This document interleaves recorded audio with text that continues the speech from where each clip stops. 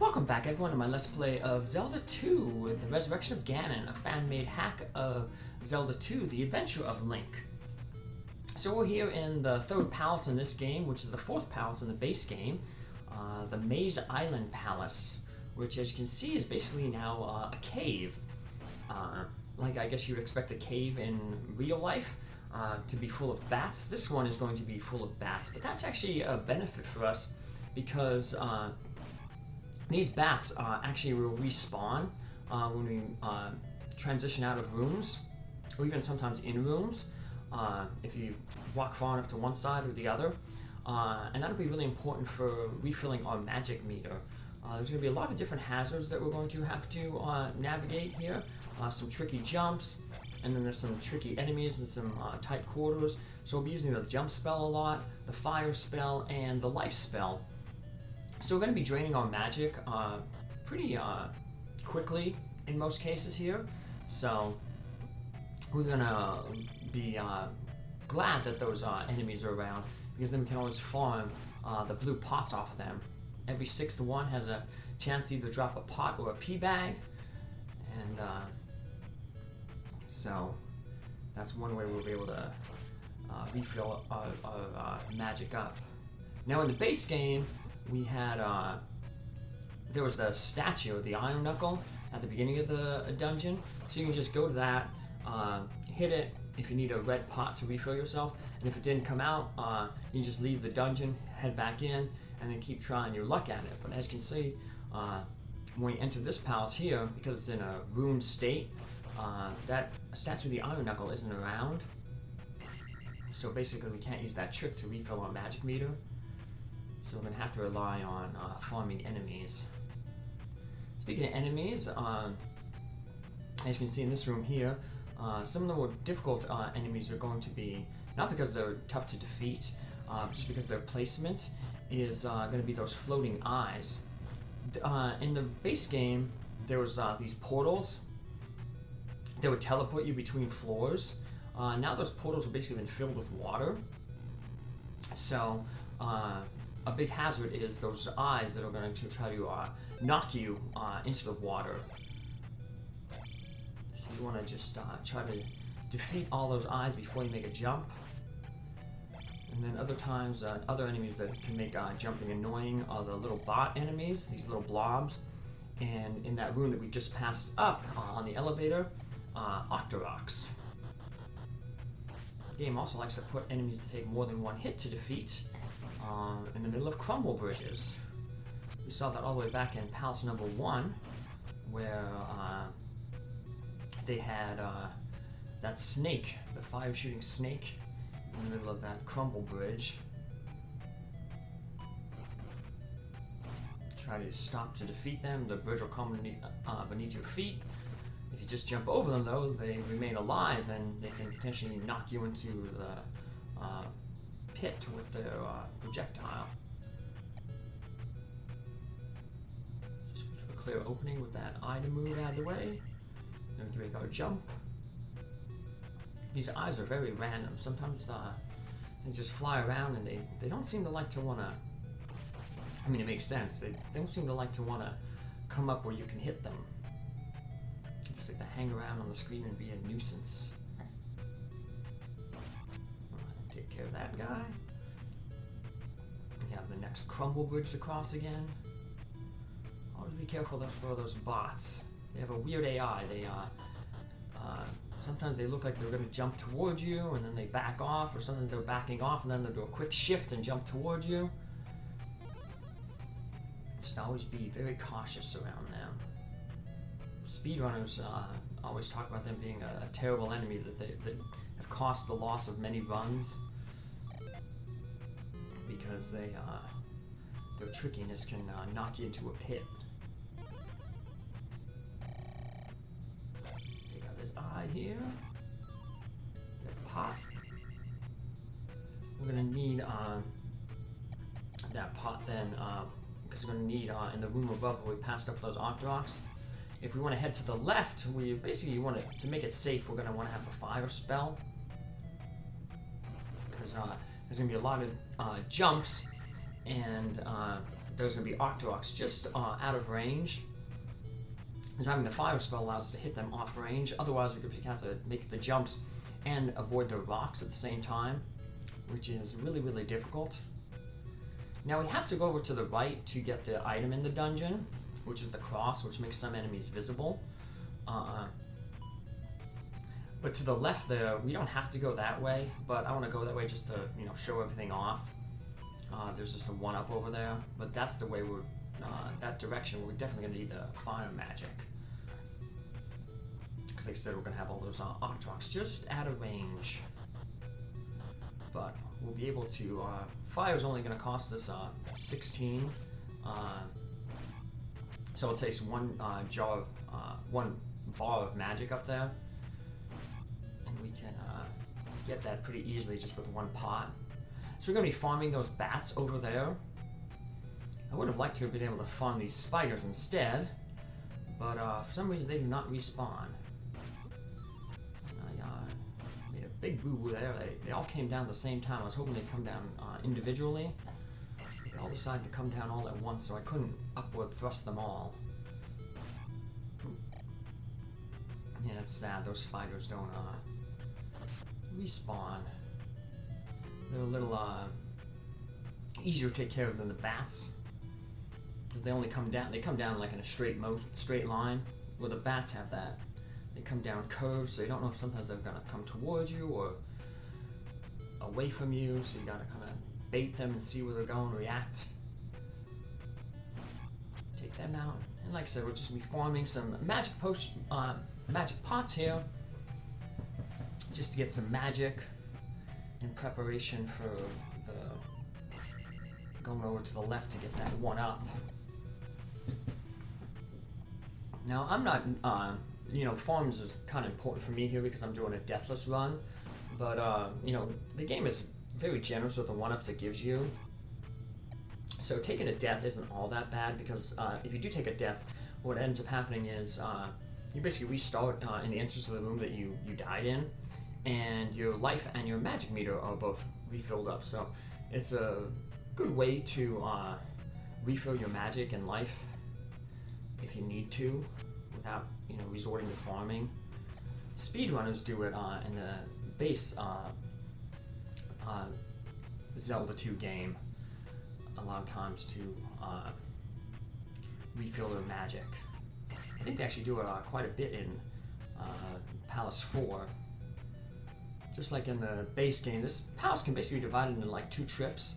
Your first trip to the right to get the dungeon item, and then the trip to the left to get the boss or the magic container, depending on what game you're playing, the base game or the hack here. But we can't, like I said, it'd be nice if we had that Iron Knuckle statue on the outside to farm for the red pot,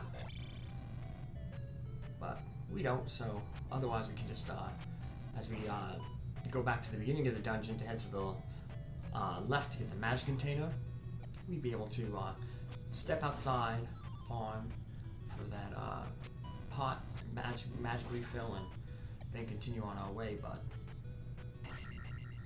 just gotta be careful there. That pot there, you might have been tempted to jump and down stab and get the pot. Remember, when you bounce on something, get it with the down stab, you can bounce back up. That could have potentially pushed you into the pit. So just use your, when you're on those single platforms, it's best just to use the side thrust, your regular sword thrust, to pick up the item. You don't have to risk that bouncing and potentially falling into the pit.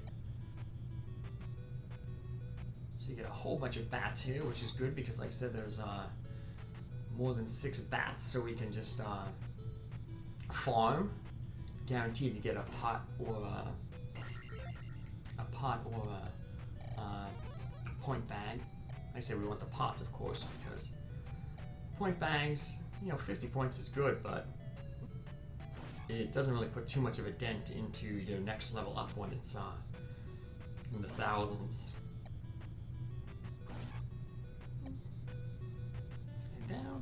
back up. All the bats respawn. And we can keep farming for some more magic. Unfortunately, I'm being very dumb here and taking too many hits. So all that work to get life magic isn't paying off. One good thing though is you don't have to worry about magicians. The only magic we have to worry about in this one is our own magic. In the base game, this level is full of those white whiz robes. You have to use the reflect spell to defeat them. In this game, those white whiz robes are basically pointless to use the reflect spell on. In the base game, they give you 100 experience, but in this game, they don't give you any experience. So you basically run into them a lot in the Northern Palace, that like bonus palace.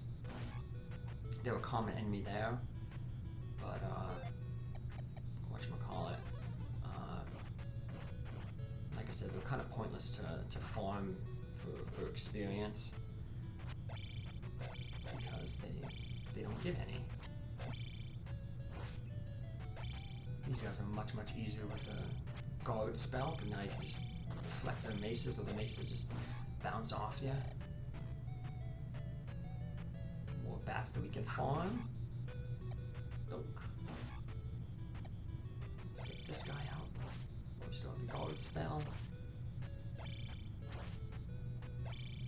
Yep, only the blue iron knuckles are that nice.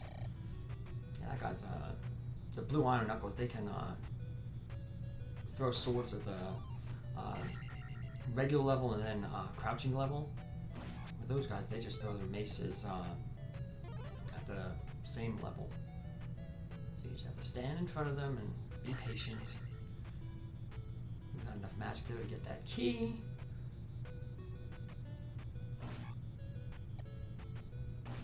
Take out that bat. Let's head over this way. Got another key we have to get. Up stab coming in handy there.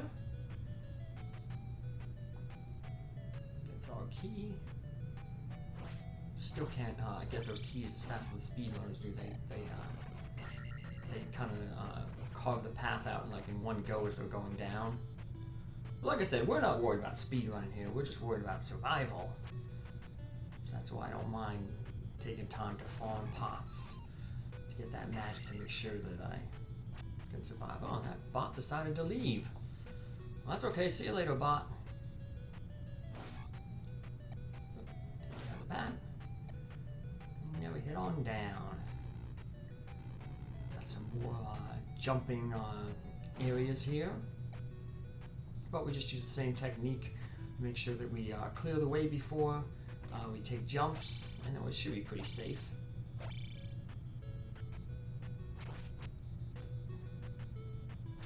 That guy's keep him from hitting the block there, or from hitting us by having the block in his way. It's a good thing his weapon can't destroy the blocks. Guess he doesn't have the power glove. Or the handy glove. Titan's mitt. Depends on what game you're playing, that's what they call it.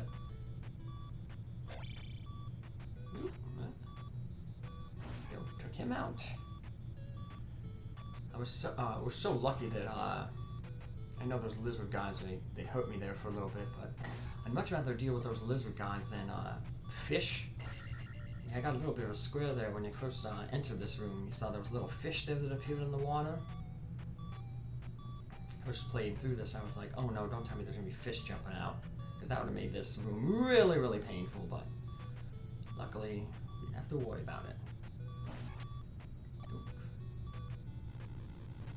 Let's farm some pots here.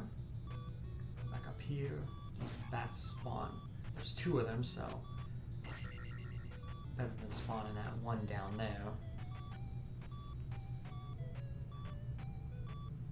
We can add those 2 bots, these 2 bots here to those 2 bats. Go over a little bit. Like I said, sometimes enemies will respawn if you just go far enough in a room. So yeah, between those 2 bats, those bots, should be getting another pot here shortly, as long as they don't drop a pea bag. Here we go, I got another pot. There can use life magic. We're getting pretty low on life there. And that should be able to get us through the rest of the dungeon. But just to be safe, we want to take out these enemies. Like I said, just to force those pot drops. Ah, scorpion! Worst enemy. Ugh, so annoying. But don't worry, we will get our revenge on them. We will defeat one before the game is over. That bot was nice. He decided to jump over to the left. It'd be really annoying if they get in the way of that point bag. More lizards. And more of the eyes. Finish them off. We got a pot. Which is good.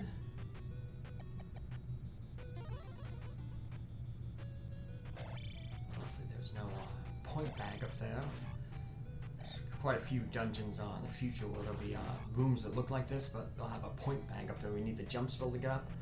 Or in some cases, if there's a blue Stalfos that with the mask on, they actually hop.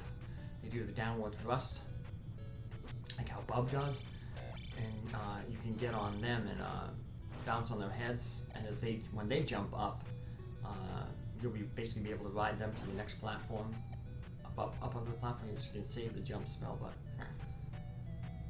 I think I did that in my regular playthrough of Zelda II, but I don't get to do it in this one because whatchamacallit, the room where that happens is there's other enemies in there. Well, we'll just say goodbye to that lizard man. Even the statue there is turned to stone. Whew. But hey, that's one more palace out of the way. And we have half magic jar, half a magic meter full, so just have 4 more palaces to go. So we had a little bit of a choice. We could have went to this palace or the 3-Eye Rock Palace. That'll be our next palace to go to. Here's the encounter zone over here that kind of just out of the way. Just got it right now. Got the 200 point bag. I guess that one makes up for the magic container. As you can see, if we just take the long way around here, we can avoid any of the encounter zones. That'll be good, because we are kind of running low on resources. Luckily though, once we leave Maze Island here, the enemies ain't too tough. We got a lot of the beach areas, and in the beach areas, the enemies are just those levers that pop out of the ground. Easy. So yeah. And pretty much we're guaranteed to get at least a pot drop here, so if anything, you can always use the guard spell. Take these guys out. So close to getting another level up. Another pot. Not that we really need it right now because once you get through this cave, we'll be stopping down in that town where there's the, where there's the fountain. So we'll be able to refill our life and magic there. In preparation for going to the south, like I said, toward that 3-Eye Rock Palace. We'll be able to get the water walk boots and another thing. So it's a pretty long palace, so actually gonna do it in like 2 goes. But it is manageable, so let's go refill up our life and get ready to power ourselves up so that we can make that trek down there. So that we'll be doing in our next episode. Take care, have a good one, thanks for following along, and see you in the next episode. Bye!